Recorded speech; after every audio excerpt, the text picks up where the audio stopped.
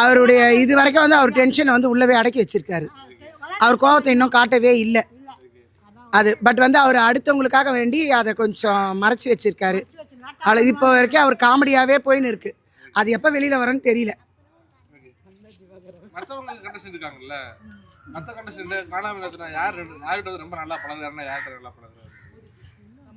கமருதீன் கிட்ட நல்லா பழகிறாரு. பட் எல்லாருக்கிட்டையுமே அவர் நடுநிலை தான் பழகிறாரு. அங்கே பிரச்சனை வரக்கூடாது அப்படின்றதுனால ஒரு சின்ன பிரச்சனை வந்தாலும் அது அவர் உடனே அதை ஃபேஸ் பண்ணுறதுக்குலாம் போகிறாரு.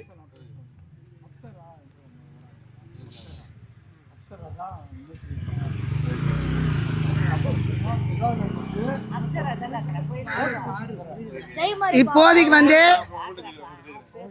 வந்து கேம் போயின்னு இருக்கிற வரைக்கும் 50 நாள் 60 நாள் வரைக்கும் எல்லாமே ஃப்ரெண்ட்ஸாக தான் இருப்பாங்க. அதுக்கப்புறமா எலிமினேட்டர் ரவுண்டு வரும்போது ஒவ்வொருத்தரும் எலிமினேட் ஆக இவருக்கு யார் ஃபுல் சப்போர்ட் பண்ணுறாங்களே அவங்களே எல்லாருமே ஆசைப்படுவாங்க. எல்லாருக்குமே இப்போ அவங்கவுங்களுக்கு ஒரு ஆள் ஃபேவர் இருப்பாங்கல்ல சார். இப்போ அவங்கவுங்களுக்கு ஒரு ஆள் ஃபேவர். இப்போ எங்கள் ஏரியா பையன்றதுனால இப்போ நாங்கள் ஃபேவராக இருக்கோம். இப்போ அவங்களுக்குன்னு ஒரு சில ரசிகர்லாம் இருப்பாங்க இல்லையா, அதனால அவருக்கு எல்லாரும் யாரையும் அது எதுவும் சொல்றதுக்கு இல்லை.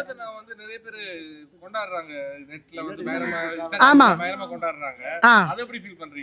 அது எங்களுக்கு ரொம்ப சந்தோஷமா இருக்கு, ஜாலியா இருக்கு.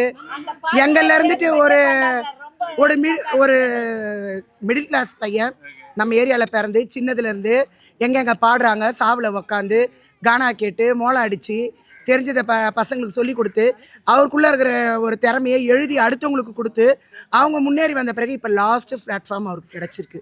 இந்த பிளாட்ஃபார்மில் அவர் ஜெயிச்சு வர்றதுக்கு எல்லாருமே அவருக்கு ஹெல்ப் பண்ணோம். நாங்கள் எல்லாருமே அவருக்காக கும்பிட்டுருக்குறோம். அவர் வரும்போது எங்கள் ஏரியாலேயே ஒரு திருவிழாவாக கொண்டாட்டமாக இருக்கும் எங்களுக்கு.